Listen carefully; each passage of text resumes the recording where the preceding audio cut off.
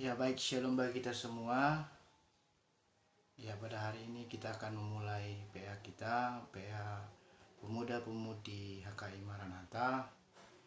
Tetapi sebelum itu mari kita bersatu dalam doa. Kita berdoa.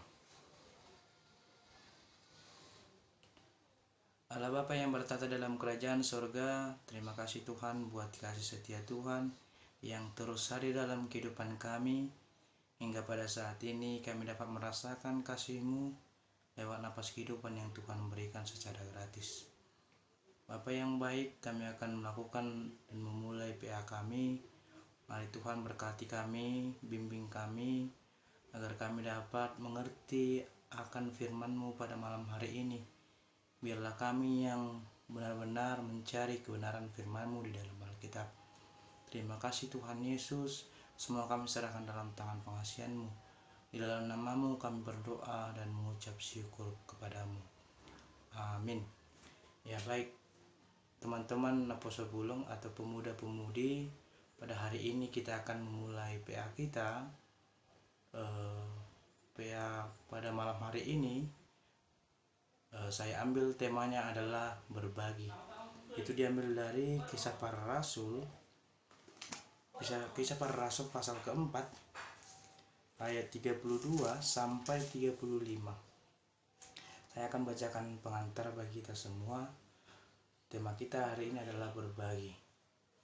Berbicara berbagi, pasti teman-teman semua juga tahu apa itu berbagi.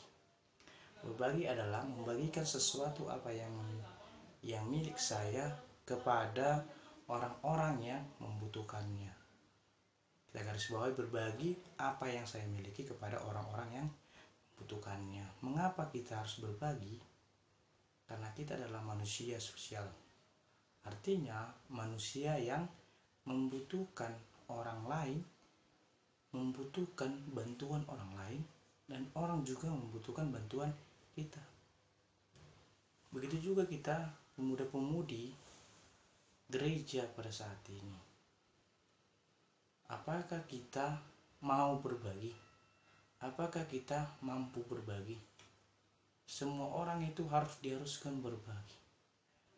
Semua orang itu harus dimampukan untuk membagikan apa yang menjadi miliknya kepada orang lain. Pertanyaannya adalah, apakah kita pemuda-pemudi gereja itu mampu dan mau berbagi? Misalnya ketika teman-teman kita pemuda-pemudi yang lagi membutuhkan pertolongan atau kebutuhan, mampukah tangan kita ini untuk mengulurkan tangan kepada dia? Mampukah tangan kita ini untuk menolong dia?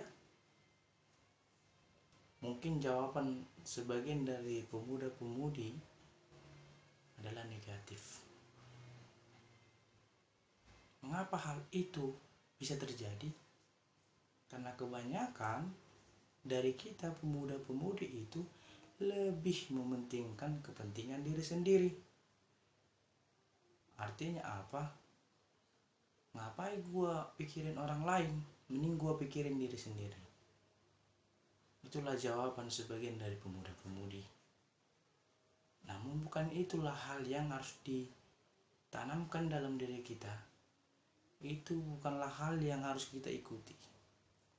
Bahwa kita ini adalah manusia sosial, kita harus membantu orang lain, kita harus menolong orang lain, kita harus berbagi kepada orang lain.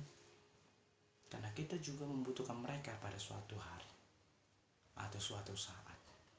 Demikianlah pengantar yang boleh saya sampaikan kepada kita semua sebagai bahan renungan, bahan PA kita pada hari ini. Untuk itu kita akan menjawab 6 pertanyaan di bagian diskusi kita, supaya kita mampu lebih memahami apa arti tema, apa arti nats kita pada hari ini. Pertanyaan yang pertama adalah, apakah yang dimaksud berbagi di dalam Kisah Para Rasul 4 ayat 32 sampai 35 jika kita kaitkan dengan 1 Yohanes 3 ayat 11 sampai 18 dan Filipi 2 ayat 1 sampai 5.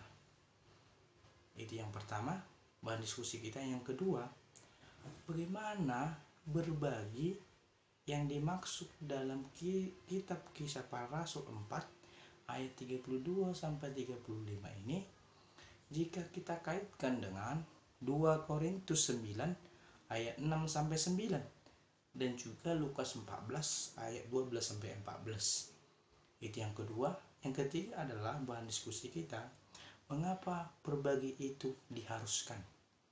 Kita bisa lihat di Kisah Rasul 4 ayat 32 sampai 35 dan bandingkan dengan Ulangan 15 ayat 4 ayat 7 sampai 8 dan Yakobus 2 ayat 14 sampai 17.